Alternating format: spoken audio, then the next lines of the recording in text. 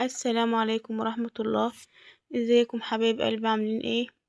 قبل اي حاجة نسمي بالله ونصلي على الرسول عليه افضل الصلاة والسلام. ان شاء الله نعمل مع بعض النهاردة حاجة حلوة وسهلة ولذيذة ومش هتاخد مننا وقت خالص. احنا جبنا طبق حطينا فيه كوباية لبن ونزلت عليه بمعلقة قهوة. هو بصوا، المفروض ان انا احط قهوة سريحة الذوبان يا جماعة، اي نوع قهوة سريحة الذوبان، بس انا ما كانش متوفر عندي فعادي حطيت معلقه قهوه من اللي احنا بنشربها دي، او معلقه نسكافيه، اي حاجه تدي طعم للبن يعني. بعد ما اقلبهم كويس، بعد كده هجيب بوله كبيره هنزل فيها باتنين باكت كريم شانتيه، او مقدار كوبايه كريم شانتيه من اللي هو كريم شانتيه السايب. بس انا هستخدم هنا كريم شانتيه اللي هي البكاوي دي. فضيها في البوله زي ما انتم شايفين كده. هنفضي الباكوين، وهنكون مجهزين كوباية مية او لبن ساقع يعني المتوفر، بس انا هحط مية. فضي الكيس التاني.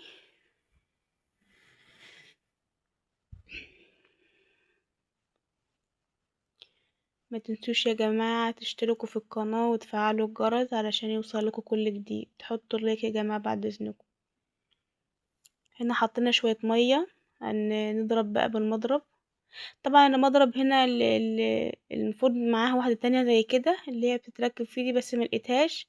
بس عادي يعني، مش هنوقف الدنيا، كملنا عادي والدنيا تمام يعني. نحط حبة مية تانيين ونرجع نشغل المضرب تاني عليهم زي ما انتوا شايفين كده. المفروض ان انا بعد كده آه، استخدم حاجة غامقة عن البولة البيضة دي لان الكريمة مش واضحة فيها، لان هي بيضة والكريمة بيضة فمش ظاهرة. بس انتوا طبعا ايه، هوريكم كل حاجة يعني. بعد كده هننزل بباكت كريم كراميل. هستخدم البودرة والصوص اللي بيجي معاها عادي، لو اي حد بيحبه يحطه على وشها عادي. حاجة والله يا جماعة سهلة وبسيطة وطعمها حلو قوي، وما بتاخدش مننا وقت خالص، ونفرح بيها الولاد وكده. ومش هنحتاج بقى ان احنا نولع فرن ولا حتى على النار من فوق ولا اي حاجة. هنعمل كده زي ما نكون واقفين بنلعب كده نسلي نفسنا، وهنعمل حاجة حلوة للولاد ان شاء الله تعجبهم.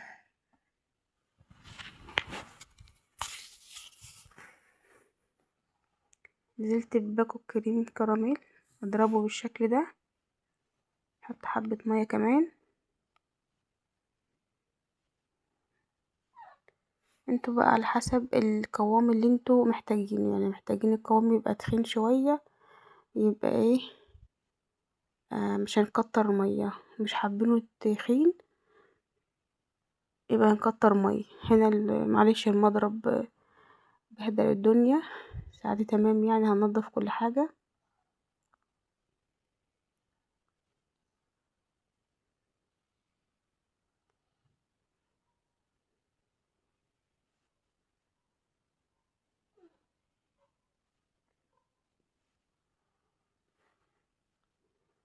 صلوا على الرسول يا جماعة عليه أفضل الصلاة والسلام.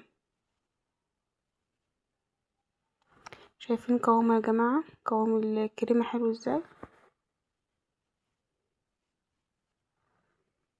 شايفين القوام؟ هنا بقى جبت قالب بايركس. ننزل فيه بقى بسكوت. نحط البسكوت في اللبن كده ونرجع نرصه في القالب زي ما انتوا شايفين كده. اي نوع بسكوت يا جماعة عشان نوقف الدنيا، اي نوع بسكوت. انا والله جايبه جبت اللي هو الكيس ابو 10 جنيه ده، الباكت ب10. فعادي يعني اي حاجة يعني، مش لازم نروح نجيب حاجة غالية يعني. كل واحد يا جماعة يعمل الحاجة اللي هو ايه يقدر يعملها. عملنا حاجة حلوة على قد ايدينا والعيال يفرحوا بيها والحمد لله. يعني انا العيال عندي شافوا دي، حد كان بيعملها على النت، فابني قال لي عايز ناكل زي دي يا ماما، جيبلنا زي دي. قلت له حاضر ان شاء الله، ايه اعملها لكم في البيت. وعملناها والله، وكانت كويسه قوي، كانت طعمها حلو قوي، والولاد فرحوا بيها جدا، وما خدتش مننا اي مجهود، ادينا واقفين كده بنتسلى. صلوا على الرسول يا جماعه، عليه افضل الصلاه والسلام. اللهم صل وسلم وبارك عليك يا حبيبي يا رسول الله.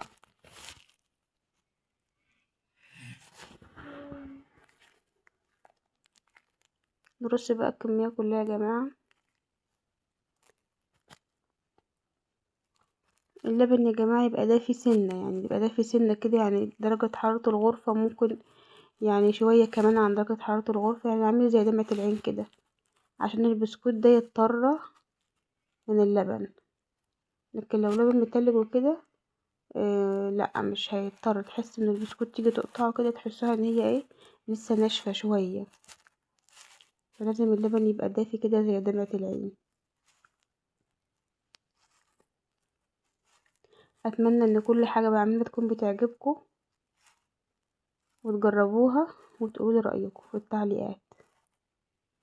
ونصلي على الرسول في التعليقات يا جماعه، عليه افضل الصلاه والسلام. هننزل بباقي بقى الكريمه، نحط باقي الكريمه كده،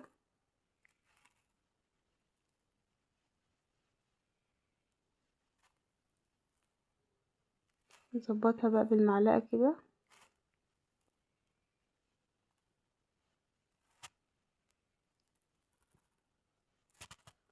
وانا هنا كان عندي صوص شوكولاته استخدمته، اي صوص موجود.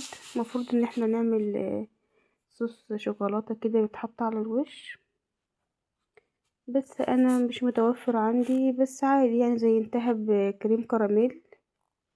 لو في صوص فراولة، صوص شوكولاتة، اي صوص يا جماعة نحطه عادي. يعني احنا ما ان احنا نعمل لها شكل بس كده من على الوش، وبرضه تديها ايه طعم حلو.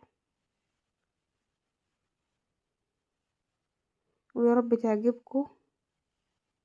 وما تنسيوش يا جماعة تشتركوا في القناة وتفعلوا الجرس.